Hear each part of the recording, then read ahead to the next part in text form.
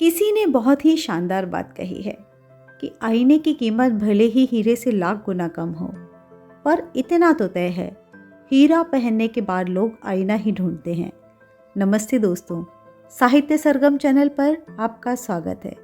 एक छोटी सी कहानी लेकर फिर से हाजिर हूँ आपके सामने। कहानी है मिट्टी खोदने वाले एक कुम्हार की। एक बार एक कुम्हार मिट्टी खोद रहा था। मिट्टी खोदते हुए उसे अचानक एक हीरा मिल गया। कुम्हार को वह चमकती हुई वस्तु इतनी पसंद आई कि उसने उसे अपने गधे के गले में बांध दिया।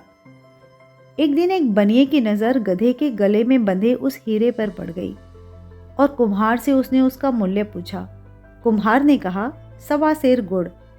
बनिया खुश हो गया। बनिए ने कुम्हार को 1.25 सेर गुड़ देकर वह हीरा खरीद लिया।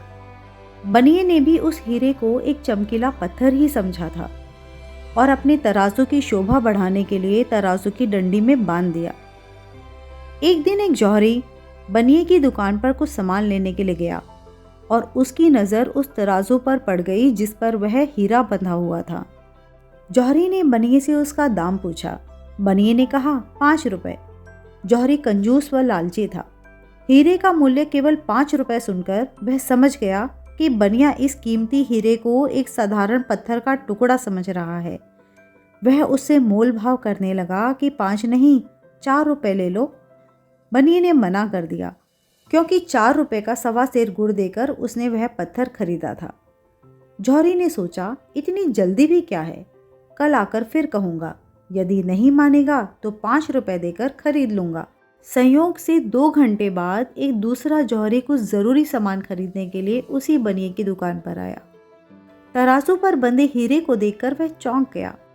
उसने सामान खरीदने के बजाय उस चमकीले पत्थर का दाम पूछ लिया। बनिए के मुख से 5 रुपए सुनते ही उसने झट जेब से 5 रुपए निकालकर बनिए को थमाए और हीरा लेकर खुशी खुशी चल पड़ा। दूसरे दिन वह पहले वाला जौहरी बनिए के पास आया। 5 रुपए थमाते हुए बनिए से बोला, लाओ भाई, वह पत्थर दे ही दो। बनिया बोला, वह तो कल एक दूसरा आदमी 5 रुपए में ले गया। यह सुनकर जौहरी ठगा सा महसूस करने लगा।